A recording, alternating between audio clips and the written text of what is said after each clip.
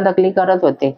आणि आम्ही दर्शन घेतलं स्वामींचं आणि पुढे ते महाराज होते, त्यांना बोललो आम्हाला प्रसाद ठेवायचा आहे म्हणून. तर ते काय बोलले की नाही, प्रसाद इथे ना कोण ठेवत नाही. म्हणजे तुम्ही प्रसाद बनवून बेसनचे लाडू. अच्छा. हा, आणि माझ्याबरोबर ती भारती सकपाळ म्हणून होती, आम्ही दोघी जणी होतो. अच्छा. हा, ह्या सगळ्या दर्शन घेऊन निघाल्या, ही मथुरा वगैरे त्या बाहेर निघाल्या. आणि नंतर आम्ही आतमध्ये शिरलो ना, त्यामुळे आम्ही दर्शन घेतलं आणि मग पुढे गेलो. मग त्यांना विचारलं महाराजांना की आम्ही हा प्रसाद ठेवू शकतो का? तर ते बोले नाही म्हणून ठेवायचं इथे. नंतर काय त्यांच्या मनात आलं माहिती नाही, मग त्यांनी आम्हाला परत मागे बोलवलं. आम्हाला सांगितलं तुमचा जो प्रसाद आहे तो ठेवा, आणि आम्हाला बसवलं तिथे दर्शन घ्यायला. मनसोक्त मस्त महाराजांचं दर्शन मिळालं, आपलं दत्तगुरूंचं.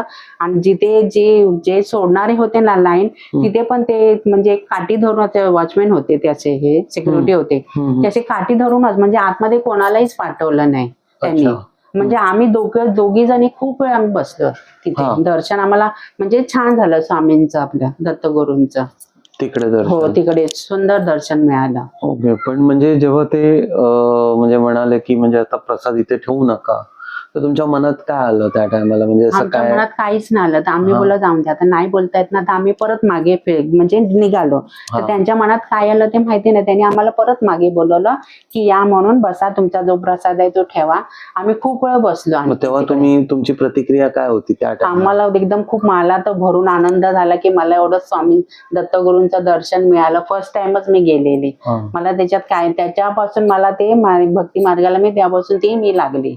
अच्छा. स्वामींच्या आपल्या म्हणजे तेव्हापासून ओढ निर्माण झाली.